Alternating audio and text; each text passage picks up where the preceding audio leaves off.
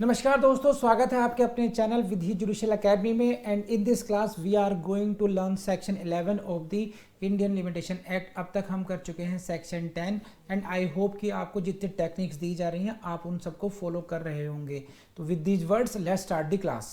So let's start with the section 11। This is very very important section for you और prelims के लिए important है, mains के लिए भी इंपॉर्टेंट है और कहीं ना कहीं as a concept this section is also important for your interview as well. In interview from limitation act they may not ask you from section 12, section 13, but they may ask question from you section 11. So please, whenever you are going to appear in an interview, at least give a serious reading to section 11 at least. This is very important for you.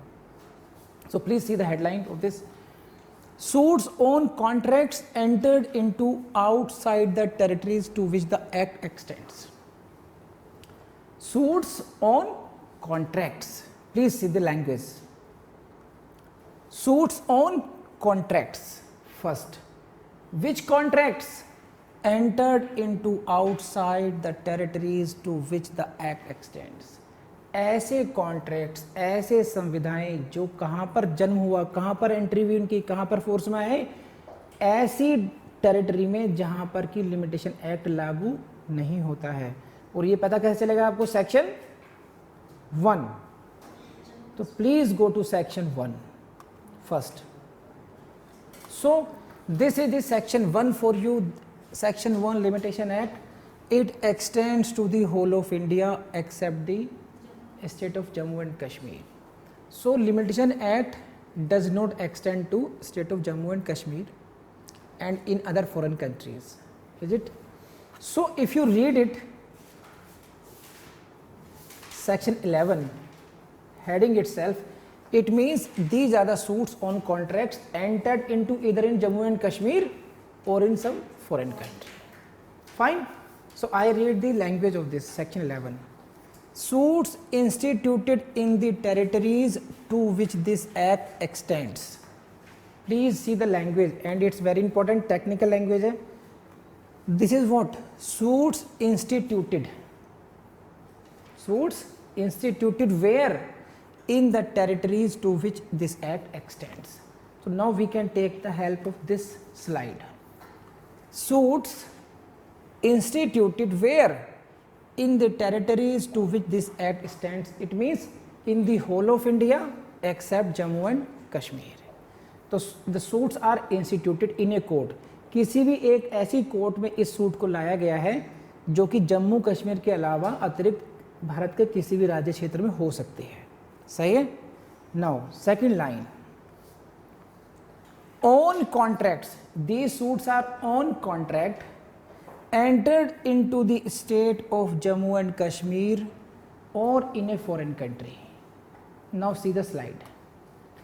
These suits are based on contracts. Which contracts? Which are entered into in the state of Jammu and Kashmir or in a foreign country. Got it? So can you identify the suits now? Two parts of the suits. These suits are instituted in Indian territory and secondly these suits are based on the contracts which are entered either into Jammu and Kashmir or in a foreign country, and in one word you can say these are the foreign contracts. For the just for in common parlance, just for the इतना लंबा ना पढ़ के आप इन्हें कह सकते हैं foreign contracts. So these are the suits based on foreign contracts and regarding their dispute the parties have approached Indian courts. This is section 1. See, shall be subject to the rules of limitation contained in this act. So these suits shall be subject to the rules of limitation contained in this act. It means this is these in suits par these suits shall be subject to the rules of limitation contained in this act. Means Indian Limitation Act will be applicable upon these suits. These, although these suits are based on the contracts entered into foreign territory, but because these suits are instituted in India, क्योंकि ये Indian territory Indian courts में institute हुआ है, therefore यहाँ पर Indian limitation act यानी कि limitation act 1963 इस पर एप्लीकेबल होगा। तो फिर सारे rules, whether the rule of legal disability और whatever section, all rules will be applicable as per the limitation act 1963, not from there foreign country. Parties can not say कि our limitation act should be applied here, got it. तो this is, that is why in general limitation act is called what? Lex fori. इसे कहते हैं law of the forum, law of the court, the law which is being followed in that court. It is what? Lex fori. समझ गए आप लोग? Now come to the 11.2.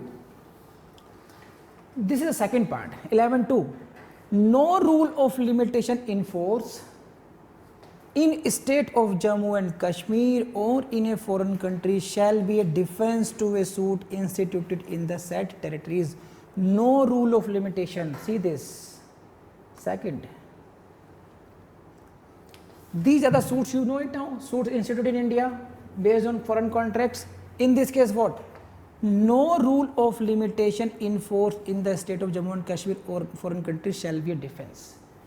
Jammu and Kashmir में contract हुआ तो जम्मू एंड कश्मीर का, या किसी फॉरेन कंट्री के जो लिमिटेशन लॉ है वहाँ का, जो विदेशी लिमिटेशन एक्ट है, उसका कोई भी नियम इस सूट में डिफेंस के रूप में प्रयोग नहीं किया जा सकेगा। पहली बात को हम लोगों ने पॉजिटिव कह दिया और यहाँ पे कह दिया नेगेटिव तरीके से। Indian law will be applicable. It means all defense, all objections will be as per the Limitation Act India. But here it says what?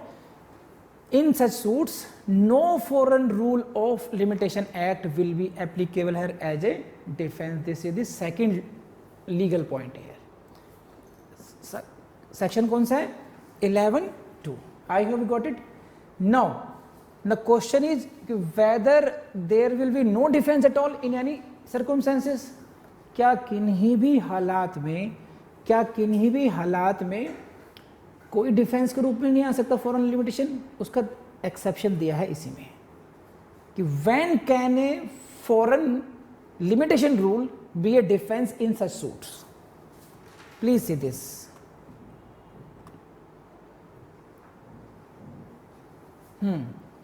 On a contract entered into that state or in a foreign country, unless, this is the exception, unless the rule has extinguished the contract and secondly the parties were domiciled in that state or in the foreign country during the period prescribed by such rule. Now this is the direct language of the last part of 11.2. To understand it in better way, please see this slide. ये general rule है। What is general rule? No rule of limitation in force in Jammu and Kashmir or in foreign countries shall be a defense. सही है? जम्मू कश्मीर का या किसी विदेशी राज्य का लिमिटेशन का कोई भी रूल ऐसे वादों में, ऐसे सूट्स में डिफेंस के रूप में यूज नहीं किया जा सकता। लेकिन कब किया जा सकता है? May be defence when these two conditions are satisfied. First is what? The rule has extinguished the contract. उस रूल ने कॉन्ट्रैक्ट को ही खत्म कर दिया। जो जिस विदेशी रूल की आप बात कर रहे हैं, जिस फॉरेन कंट्री के लिमिटेशन की डिफेंस की बात कर रहे हैं, that rule has done what? Has extinguished the contract itself. एक बात, कॉन्ट्रैक्ट का वजूद खत्म कर दिया, कॉन्ट्रैक्ट खत्म हो चुका itself. Secondly, the parties were domiciled in that state in the foreign country during the period prescribed by such rule. उस रूल के जब प्रिविलेंट था, उस रूल ने जो टाइम पीरियड बताया था, उस समय the parties were domiciled in that very state itself. Parties were domiciled and that rule had extinguished the contract. Even if you are bringing the suit, then you can come with the defense कि my lord, this contract on the basis of which this suit is being pursued here, this contract has already been extinguished. जनाब, जिस contract के base पर ये suit लाया गया है वो कॉन्ट्रैक्ट तो कब का खत्म हो चुका। देखो हमारे यहाँ का कानून, जम्मू कश्मीर का जो लिमिटेशन लॉ है या फ्रांस का जम्मू, जहाँ फ्रांस की बात है, फ्रांस का जो है उसके अनुसार तो ये कॉन्ट्रैक्ट कब खत्म हो चुका। पता नहीं क्यों ले आए यहाँ पर ये, और हम भी वहीं रह रहे थे, ये भी हमारे पड़ोसी थे, पता नहीं इनके घूमने आए इंडिया में, इनको यहीं डाल देते हैं सूट। व्हाट इज दिस, ऐसे नहीं चलेगा।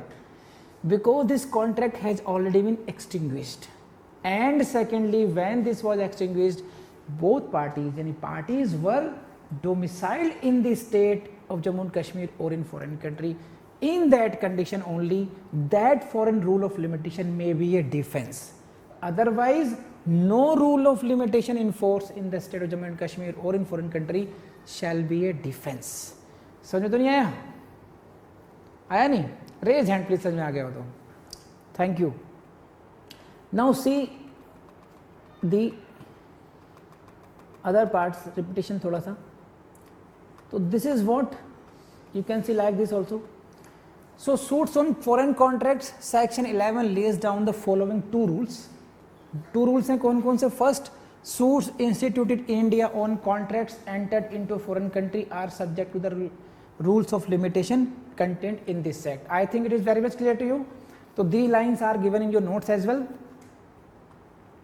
And second rule is no foreign rule of limitation can be a defense to a suit instituted in India on a contract entered into a foreign country unless the rule has extinguished the contract and the parties were domiciled in such country during the period prescribed by such rules. So I have explained it again, I read it in other language and this is a important case in this. Kunsthofen Industries Volendam versus Ashok K. Chauhan, it was held that where a suit was instituted for recovery of money from guarantor based on contract entered in a foreign country, that is Germany. In this case contract was entered in the Germany, foreign country का नाम क्या हो गया यहाँ पर? Germany. Contract हुआ Germany में. Then in view of the section 11 the limitation act Indian law of limitation will apply. भले ही कॉन्ट्रैक्ट जर्मनी में हुआ क्योंकि suit was instituted in India, therefore limitation law will be apply in this case. ठीक है, तो दोस्तों class आपने कर ली. जैसा कि मैं कहता हूं कि सेल्फ डाउट नहीं करना चाहिए. देखिए ये एग्जाम कितना आसान है ये मैं आपको एक कहानी सुनाता हूं. जब लक्ष्मण जी मूर्छित हुए तो उनको मूर्छा से जगाने के लिए हनुमान जी को संजीवनी बूटी लाने के लिए भेजा गया. अब संजीवनी बूटी लाने की जगह हनुमान जी लेकर आए पूरा पहाड़. क्यों पहाड़ लेकर आए आप बताइए?